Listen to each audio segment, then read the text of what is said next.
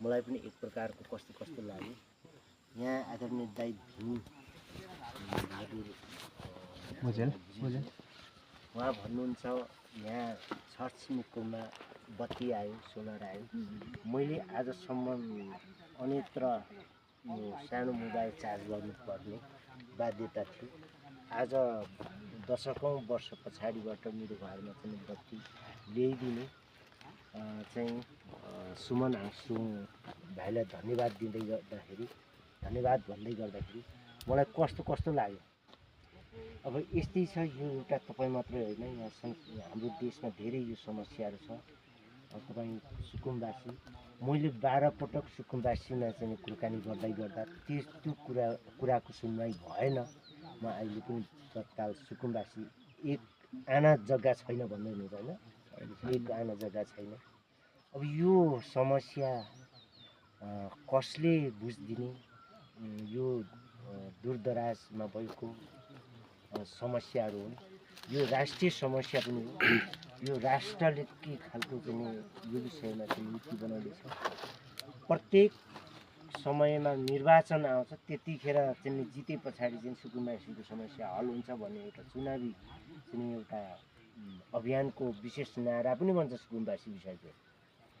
तर पछिल्लो पटक चाहिँ यो चाहिँ विषय फेरि निष्क्रिय भएको।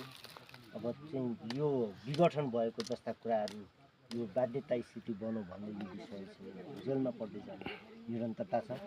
र यो यस्ता समस्याहरूलाई सम्बन्धित निकायले तत्काल चाहिँ हेर्न सके राम्रो हुने थियो भन्ने कुरा लाग्छ। अब यो भएको छैन।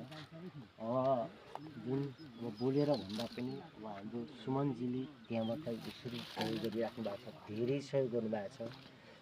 त्यो सहयोग कुनै विषयसँग तुलना गर्न सकिने सहयोग होइन, त्यो उहाँको अत्यन्तै ठुलो भावनाहरू छ। त्यस्तै सुमनजी जस्ता अन्य सहयोगी मनहरू पनि छन्।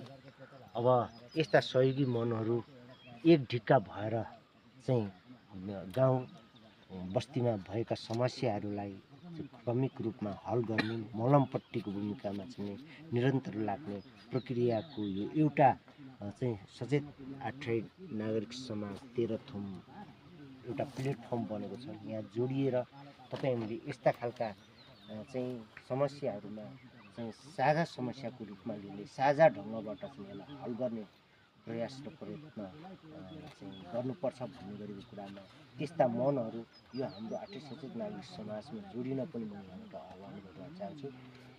र यस्ता समस्याहरू छ। अब काठीले बारेको घर अवस्था छ। अब यस्तो खालको अवस्था छ, यहाँ साँपहरू पस्न सक्छन्। अब त्यस्ता खालको घातक चिजहरू पस्न सक्छन्। यो परिवार असुरक्षित छ। यतिखेर सबैको ध्यान आकर्षण यो विषयमा चाहिँ भइदिएदेखि राम्रो हुने थियो। यसको लागि पनि मैले यहाँ यही चाहिँ आजको भिडियो मार्फत आह्वान गर्न चाहन्छु भन्दै